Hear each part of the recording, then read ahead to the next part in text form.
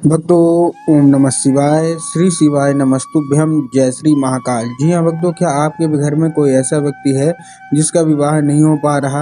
आप लोग बहुत ज़्यादा परेशान हैं कि उसका जो विवाह है वो हो जाए, लेकिन अभी तक उसका जो विवाह है वो नहीं हो पा रहा और आपको समझ में नहीं आ रहा कि आखिर ऐसा क्या हो गया जिसके कारण जो इसका जो विवाह है वो नहीं हो पा रहा। कुछ न कुछ सही चल रहा होता है, हर एक चीज़ सही चल रहा होता है, लेकिन लास्ट में कुछ न कुछ ऐसा हो जाता है जिसके कारण उसका जो विवाह है वो नहीं होता है।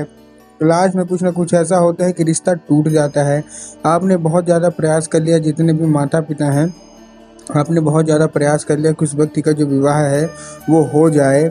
आपने बहुत ज़्यादा पंडितों को दिखवा लिया, बहुत ज़्यादा कुंडली भी मिलवा ली, लेकिन फिर भी उसका जो विवाह है ना वो नहीं हो रहा। तो ऐसे में कौन सा उपाय करें ताकि जो उसका विवाह है वो 100% हो जाए? आज के इस वीडियो के माध्यम से हम आपको बताने वाले हैं कि आपको करना क्या है। अगर आपने आज का ये उपाय ध्यान से सुन के अच्छे से कर लिया तो अवश्य रूप से है कि उसका भी विवाह नहीं हो पा रहा, अवश्य रूप से उसका विवाह होगा ही होगा। देखिए, पूज्य गुरुदेव की जो कथा होती है ना, जैसे कि आपको पता है कि पूज्य गुरुदेव की कथा में लाखों की भीड़ आती है, ठीक? तो अभी गुरुदेव की कथा चल रही थी, आज से 5-6 महीना पहले की बात है। गुरुदेव की कथा चल रही थी और गुरुदेव की कथा में लाखों की भीड़ आई। जब गुरुदेव की कथा में लाखों की भीड़ आई तो वहाँ ज़्यादातर जो भक्त थे ना, उन्होंने क्या किया, पत्र के द्वारा अपनी मनोकामना गुरुदेव तक पहुँचाई। जब गुरुदेव के पास पत्र पहुँचा तब गुरुदेव ने देखा कि ज़्यादातर लोगों का केवल और केवल एक ही मनोकामना है। क्या मनोकामना है?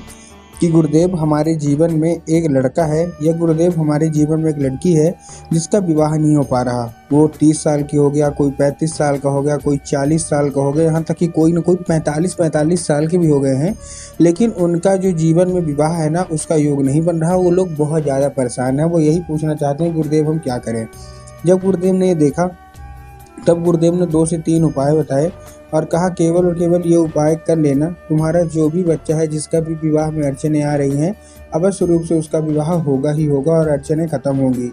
जब गुरुदेव ने ये उपाय बताया तो लोगों ने जा जाके इस उपाय को अपने घर में करना शुरू कर दिया। अब जैसे ही लोगों ने जा जाके इस उपाय को घर में करना शुरू कर दिया, वही लोग गुरुदेव की कथा में मात्र 1 से 1.5 महीने के बाद वही लोग गुरुदेव की कथा में वापस आए। अब जब वही लोग गुरुदेव की कथा में वापस आए तो उन्होंने फिर से गुरुदेव को एक बार पत्र लिखा, लेकिन ये वाला जो पत्र था ये गुरुदेव को धन्यवाद के रूप में पत्र था कि गुरुदेव धन्य हो आपका, आपके द्वारा बताया गया उपाय हमने कर लिया है। हमारे जीवन में जो व्यक्ति था ना, जिसका मतलब हमारा लड़का था या लड़की था, जिसका विवाह में अड़चने आ रही थी, अवश्य रूप से उसकी अड़चन समाप्त हो गई, उसका रिश्ता पक्का हो गया है। आपका कोटि कोटि धन्यवाद। तो देखिए, अगर आप लोग भी, जो लोग भी मेरी आवाज़ सुन रहे हैं ना, अगर आप लोग को भी जानना है कि आखिर ऐसा कौन सा उपाय है जिसको करने मात्र से जो रिश्ता होता है मात्र 1 से 1.5 महीने के अंदर पक्का हो जाता है, तो चलिए हम बताते हैं आपको आज के इस वीडियो के माध्यम से कि आपको करना क्या है। लेकिन उससे पहले चैनल पर अगर पहली बार आए हैं और आवाज़ मेरी पहली बार सुन रहे हैं तो वीडियो को कर दें लाइक और चैनल को भी कर लें सब्सक्राइब, ताकि पूजनीय पंडित प्रदीप जी मिश्रा के रोज़ नए नए उपाय जो कि मैं उनकी कथा से सुनता हूँ, श्रवण करता हूँ, सबसे पहले मैं आपको प्राप्त करा सकूँ, ठीक? तो देखिए, जो हमारा सबसे पहला उपाय है वो 3 काली मिर्च और 1 धतूरे का उपाय है। टोटल मैं आपको इस वीडियो के माध्यम से 3 उपाय बताऊंगा। तो पहला जो हमारा उपाय है 3 काली मिर्च और 1 धतूरे का उपाय है। इस उपाय में देखिए आपको करना क्या है, सबसे सिंपल सा बता रहा हूँ। इस उपाय में 3 काली मिर्च और 1 धतूरा। अब देखिए, काली तिल और काली मिर्च में बहुत सारे लोगों के मन में कन्फ्यूजन आता है कि काली मिर्च लेना है कि काली तिल लेना है।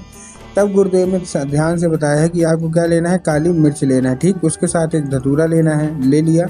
लेने के बाद आपको क्या करना है, उसी व्यक्ति को दे देना है जिसका विवाह नहीं हो पा रहा और उसको भेज देना है सीधा सीधा शिव मंदिर। शिव मंदिर भेज दिए। शिव मंदिर भेजने के बाद उसको बोलना है कि दक्षिण दिशा में खड़ा हो जाएगा शिव मंदिर जाके, और अपना जो चेहरा है वो उत्तर की ओर कर लेगा। अब देखिए, दक्षिण और उत्तर में ना बहुत सारे लोगों के मन में कन्फ्यूजन आता है कि दक्षिण क्या है, उत्तर क्या है, हमको थोड़ा साफ साफ बताओ। तब गुरुदेव ने साफ साफ बताया है कि आप जिस भी शिव मंदिर जा रहे हैं उस शिव मंदिर का जिधर साइड जलाधारी होगा, आपको अपना चेहरा उधर साइड करके खड़े हो जाना है, ठीक? तो आपने क्या करना है, खड़े हो गए।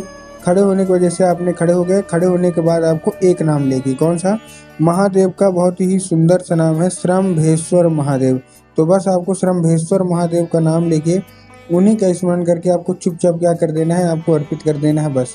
पूज्य गुरुदेव कहते हैं कि अगर श्रम्भेश्वर महादेव का नाम लेके अर्पित करते हैं तो महादेव अवश्य रूप से प्रसन्न होंगे ही होंगे, ठीक है?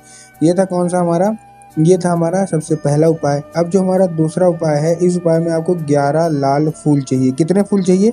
ध्यान से सुनिएगा, 11 लाल फूल।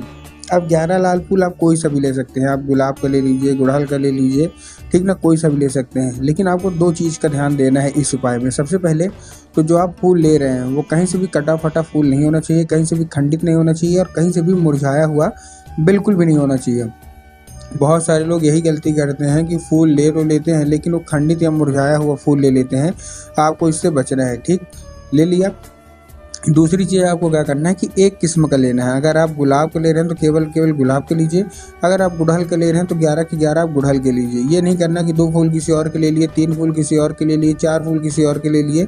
ऐसा आपको बिल्कुल भी नहीं करना, ठीक है। तो आपने ले लिए 11 एक किस्म का फूल और पहुँच जाइए कहाँ, सीधा शिव मंदिर।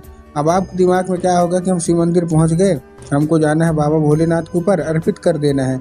ये पूर्णतः गलत है। आपको बाबा भोलेनाथ के ऊपर अर्पित नहीं करना, आपको अर्पित करना है कहाँ, माता अशोक सुंदरी के ऊपर।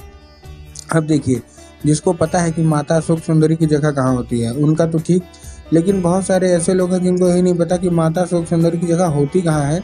तब गुरुदेव ने साफ साफ बताया है कि गुरुदेव जो जलाधारी होती है, जलाधारी के दाएं मतलब राइट साइड में माता अशोक सुंदरी की जगह होती है। तो बस आपको करना क्या है, माता अशोक सुंदरी की जगह पे आपको चुपचाप क्या कर देना है, अर्पित कर देना है बस। जैसे आपने अर्पित कर दिया, अपनी जो भी इच्छा है, जो भी मनोकामना है वो भी आप मांग लीजिए। पूज्य गुरुदेव कहते हैं ज़्यादा नहीं, 1 से 1.5 महीना रुकिए, आपकी सारी की सारी मनोकामना बस रूप से पूरी होंगी ही होंगी, ठीक है। ये था हमारा कौन सा, ये था हमारा दूसरा उपाय। अब हम चलते अपने तीसरे उपाय और आखिरी उपाय की ओर।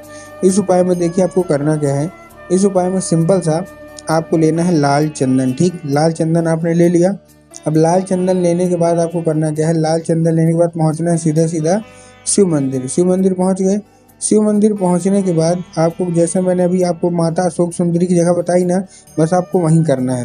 शिव मंदिर पहुंचे, शिव मंदिर की जगह जो माता अशोक सुंदरी की जगह है वहाँ अपने दाहिने हाथ की कोई एक उंगली से, किससे, दाहिने राइट मतलब राइट हैंड की कोई एक उंगली से 5 बार आपको बिंदी के रूप में टीका लगाना है। किसके रूप में, बिंदी के रूप में आपको टीका लगाना है। कहाँ, माता अशोक सुंदरी की जगह में, ठीक। आपने बिंदी के रूप में टीका लगाया।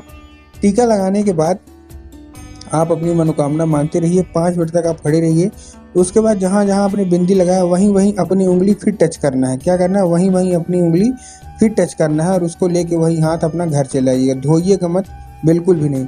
घर आ गए, घर आने के बाद जहाँ आप लोग सोते हैं और जिधर साइड आपका सर रहता है, जिस भी कमरे में आप सोते हैं और जिधर साइड आपका सर रहता है ना, उधर साइड सर करके जो आपकी जो दीवार होगी सर साइड की, आपको क्या करना है, आपको उधर ही जो दीवार में आपको वही 5 बार टीका जो आपने लगाया है, आपने हाथ में लेके आया था, वही आपको अर्पित कर देना है। पूज्य गुरुदेव कहते हैं कि बस एक बार आप टीका लगाइए और लगातार ये करते रहिए, आप खुद देखेंगे कि आपके जीवन में कैसे चमत्कार होता है और आपको जो विवाह अड़चन आ रही थी वो अड़चन भी दूरी होगी।